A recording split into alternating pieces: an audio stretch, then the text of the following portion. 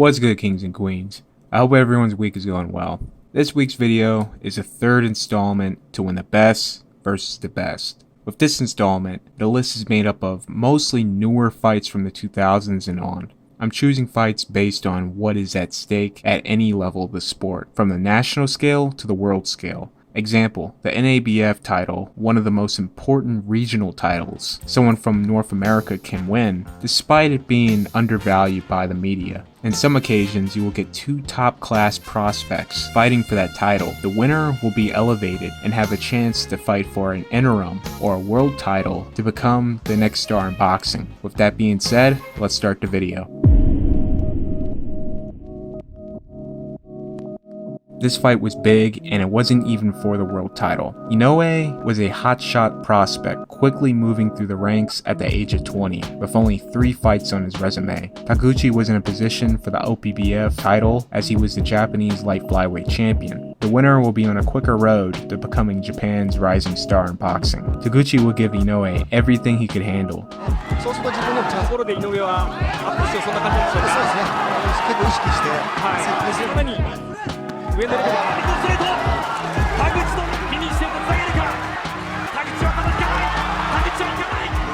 Inoue was able to weather what Taguchi gave him and out-hustle the more experienced Taguchi. Inoue will close the show and finish the fight strong to win the Japanese light flyweight title by unanimous decision.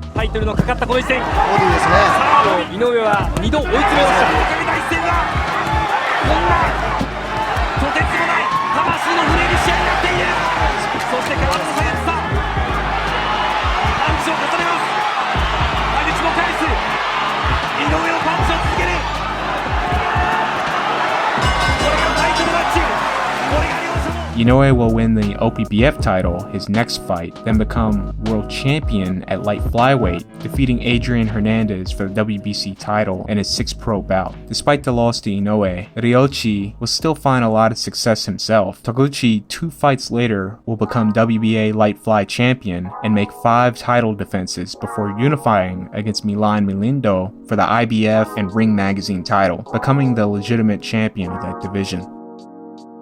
Champion versus champion, countryman versus countryman, friend versus friend, and sparring partner versus sparring partner. The legendary Jose Luis Ramirez versus the rising Mexican star Julio Cesar Chavez. This was a WBC-WBA unification match. The fight started off as Ramirez being the aggressor, scoring early while Chavez is dancing and fighting off his back foot. You can say Ramirez took in the first 3 rounds due to effective aggression and punch count. Round 4, Chavez finally found his opening after being patient for 3 rounds and almost dropping Ramirez. Round 5 being a bit more even, but Chavez will steal it in the final minute. Round 6, despite being incredibly entertaining from both guys, Chavez will once again pull through and win the trade, taking the round. José Luis Ramírez y lo pone sobre piernas flojas, trata de responder José Luis, pero la mayor limpieza de los golpes de Julio César Chávez lo tiene botado hacia atrás cuando va a sonar la campana terminando la mitad de la pelea. Véanlo cómo termina en este round.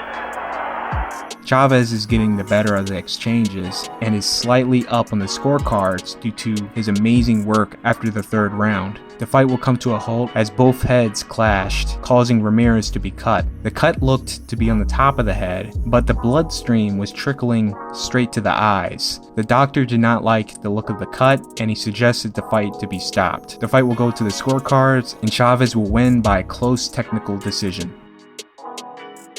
This is just a textbook best versus the best fight. WBC champion Jermell Charlo against WBA and IBF champion Jason Rosario. Number 1 versus number 2. This fight not only a unification for those titles, but winner takes home the vacant Ring Magazine title and becomes the legitimate champion of the weight class. This was the moment Charlo has been waiting for, and he delivered, putting down Rosario 3 times to become the unified champion. He is literally 1 fight away to becoming the undisputed champion. He'll be fighting WBO title holder Brian Carlos Castano of Argentina on July 17th. This is going to be a good one.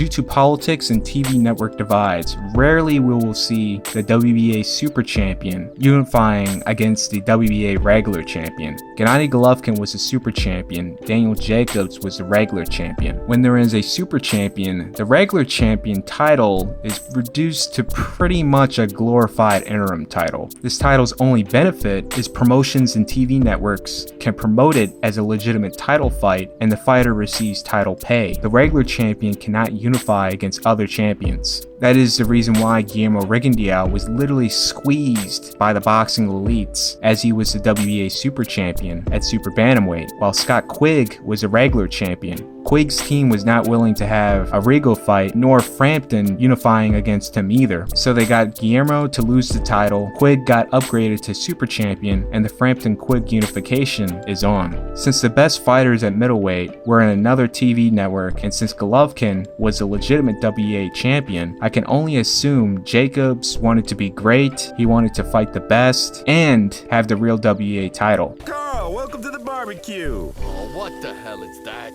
They're T-bones, Carl, huh? Yeah, the T stands for tofu. Look at that cut of bean. Okay, have a crappy weekend. Hope your house burns down. Hey, Carl, wait a minute. Hang on, don't go. Look, I got the real meat right here. So in an unprecedented move, we saw Jacobs leave PBC Showtime to fight Gennady Golovkin. Jacobs could have been collecting easy paydays on PBC. He really did not have to make this move at all, so you gotta give props to him. Golovkin started the fight rather quickly, and once Jacobs got his feet wet and felt Golovkin's power, he was like, it ain't much, it's not like Pirog, I can take this guy. And when that happened, the tide of the fight changed, and Jacobs was raking in rounds, to where Jacobs was backing up Golovkin, landing plenty of leather. Very close in the scorecards. Gennady Golovkin will pick it up in the 9th, the 10th being a swing round for the 2. Jacobs will win the 11th, and now in the 12th, the middleweight title is up for grabs for both guys. On the angle. Oh, good right hand by Jacobs. Wow. Pipe by Jacobs. Wow. Oh, good shot by Gennady. Oh, big uppercut by Jacobs. Uppercut by Jacobs. Tremendous fight. Tremendous fight now. One of these big punches produces a knockdown. It could seal the fight one way or another.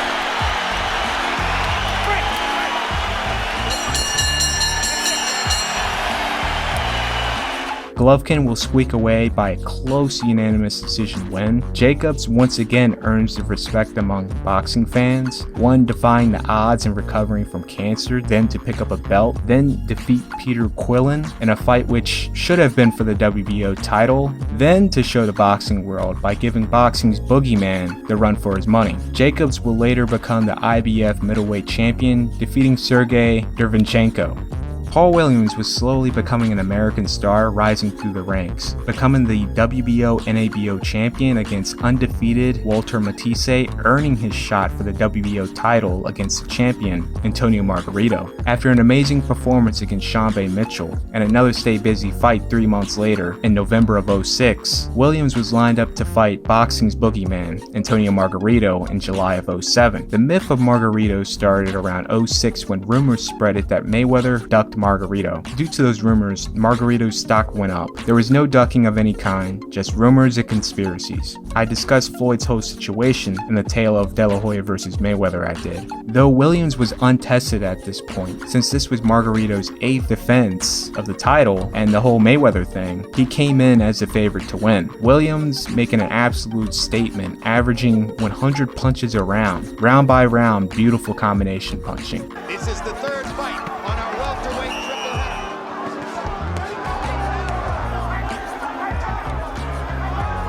Seems to have the edge as we're into the 5th of the... Margarito will have his moments, taking what he can, getting a round here and there when Williams' punch count was lower than usual. And in some rounds, it looked like Margarito was going to win, and Williams would just come back with a barrage of shots, winning the exchanges and stealing the round from him. As seen in the 7th round, this will be a pattern in the second half of the fight. They stand and trade.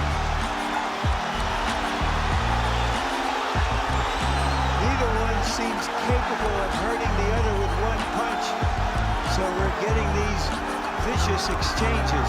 Margarito had a momentary chance to land his big left hook. Margarito will have his best round in the 11th, but even then Williams' resiliency to come back and fight off Margarito to upset his forward momentum was amazing to behold. Williams came out in the 12th much more fresher than Margarito, and he outworked him to win the round. Paul will win by a close unanimous decision to become the WBO welterweight champion. Who are you going to call out tonight? Well, I want Cotto. If I can't get Cotto, I want to get a shot at Mayweather. So many who are watching this video probably never heard of this fight and assumed that the Inoue versus Donaire fight was the biggest fight in Japan, and surprisingly on paper, this fight is. The hype for this fight in Japan was literally on the level of De La Hoya Mayweather. The Kameda brothers were absolute characters. They quickly became stars in Japan and one of the most known personalities in the country.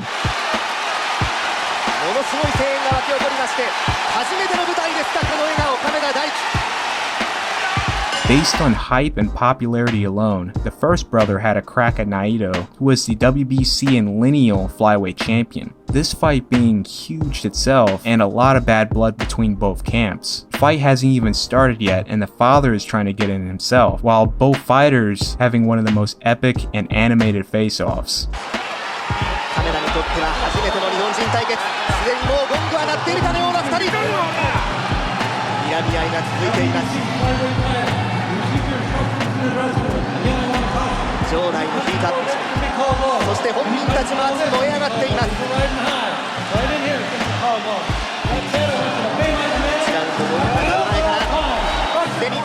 Naito will teach Daiki a boxing lesson and win by unanimous decision. Daiki will get suspended for the unsportsmanlike conduct of purposely throwing Naito down, and don't quote me, hopefully someone can correct me in the comments. The father told Daiki to do it, resulting in him to get suspended as well. So after that fight, the hype was quickly building up against Koki, who is a bigger star, the more brash and flamboyant out of all the brothers, also having the skills to back it up too.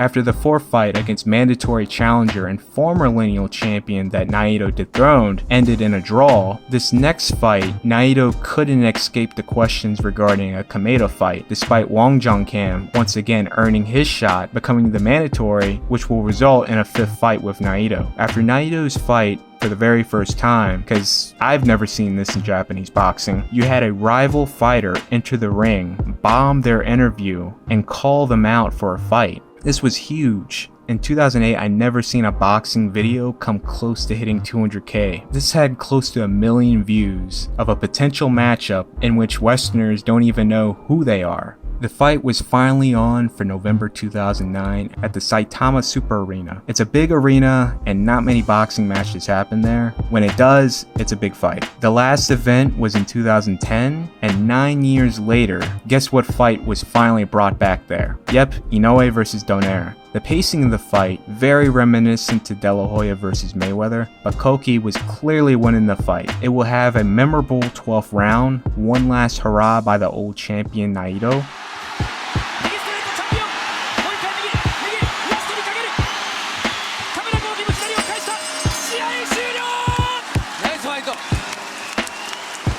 Koki will win by unanimous decision to become the WBC and lineal flyweight champion. This fight will smash TV records in Japan. 65 million tuned in to watch the fight. 52.1 TV ratings. These numbers are ridiculous. If we compare Mayweather-Canelo 3 years later, 24.58 million watched the fight in America at 41.5% TV ratings. Due to that, Koki was branded the name by American press, the Japanese Floyd Mayweather. And coincidentally enough, when Floyd came to Japan to expand the Mayweather brand, guess who he linked up with? You bet it. Keith Thurman, the WBA Super Champion, and previously holding the WBC belt after beating Danny Garcia, and Pacquiao, the WBA regular champion. It's one of those rare WBA unification matches. Pacquiao at the age of 40 was able to once again turn back the clock and put on a great performance, defeating Keith Thurman by a narrow split decision to become the legitimate WBA champion. So this is a rather interesting matchup to include with an interesting build-up. Ricky Hatton briefly moves up to welterweight to fight Luis Collazo, barely scraping away by a narrow unanimous decision. Hatton immediately vacates the title, and the vacant title is up for grabs between two undefeated rising Puerto Rican stars. Whoever wins will be the man in Puerto Rico. This was Cotto's first fight at 147, and though Quintana has not picked up a world title, he rose through the ranks beating tough competition.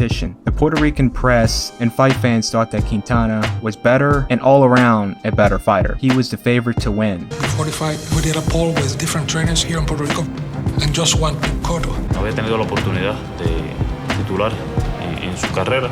La tuvo frente a Miguel Cotto y todos pensaron que iba a salir victorioso. This was definitely the Battle of Puerto Rico here, and Cotto was absolutely angry. And you could tell from the opening bell and on, he really put it on Carlos. He blew through Carlos in 5 rounds to win the WBA welterweight title and officially become Puerto Rico's star fighter with the masses. This fight was for the WBC and IBA welterweight title. De La Hoya fresh from his super fight against Tito Trinidad, which left quite a bit of fight fans with a bad taste in their mouth. This was Mosley's 3rd fight at welterweight since moving up from lightweight. Though this fight is for the WBC title and it was considered Oscar's first defense of that belt, his comeback fight against Darrell Coley, it was for the shortly lived IBA belt. So I can only assume that De La Hoya was re-awarded the WBC title without even fighting someone after Tito Trinidad vacated it sometime in early 2000, which is odd, but at the same time it's whatever. By this point, a massive $30 million lawsuit was being filed against him by Graziano Rosicchiani for something just as odd. This fight was the battle of who's the best in California. Both these guys were rivals in the amateurs. De La Hoya repping East LA, Mosley repping Pomona. For out-of-state and country boxing fans, this was just a great matchup, a very TV-friendly matchup.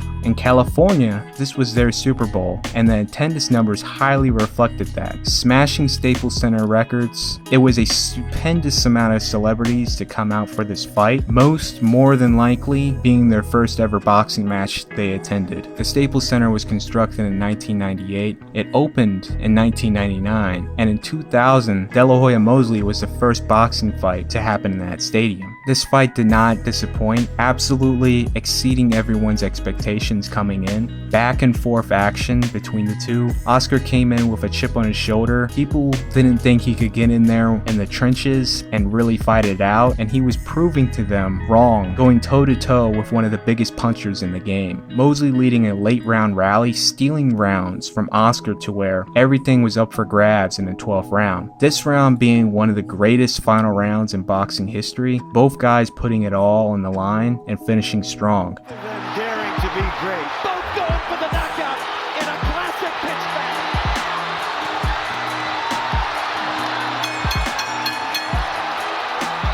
back. Mosley will win by a very close split decision victory. Great example of the best fighting the best. Ramirez, the WBC and WBO champion. Taylor, the WBA, IBF, and ring champion. Ramirez's road to his first world title took a hot minute. He slowly but surely rose through the ranks, picking up the NABF title in 2014, then the WBC Continental Americas title in 2015, and finally getting his shot at the vacant WBC title in 2018 against Amir Amin. He will make 2 defenses against undefeated Antonio Orozco and Jose Zapata before unifying against Maurice Hooker for the WBO title. Josh Taylor's road was quite crazy. It all started when he upsetted O'Hara Davies, becoming the WBC silver champion. After a win against Campos and a big win against Victor Postal, Taylor was selected to be in the World Boxing Super Series tournament to unify the division in 2018. And we saw an absolutely amazing run by Taylor. Taylor would end up winning the entire tournament, taking home the Muhammad Ali Trophy, the IBF, WBA, and ring titles. Taylor becoming Scotland's first Ring Magazine champion, since there is no TV network or political divide between both fighters. A undisputed unification between the two is going to happen for sure. The only issue was the pandemic that swept the world, so this historic matchup was put on hold. When sports finally began to open back up, where crowds can attend the fight, a date was finally set. Very exciting fight. great performance by both guys. When it looked like Ramirez had the momentum, Taylor would score 2 key knockdowns and within night and day take over the fight entirely. Ramirez in the later rounds will cover and make things closer, some rounds being a toss-up. When it came to the decision, the knockdowns being the difference in the fight, and Taylor will become Scotland's first undisputed champion, achieving all of that in 18 fights. And on top of that, this is the best versus the best in boxing. For another installment, be sure to like, share, and if you're new, subscribe. Subscribe to the Patreon for early access and exclusive patron-backed projects. Shout out to the patrons. I'm Office Honcho, and I'm out.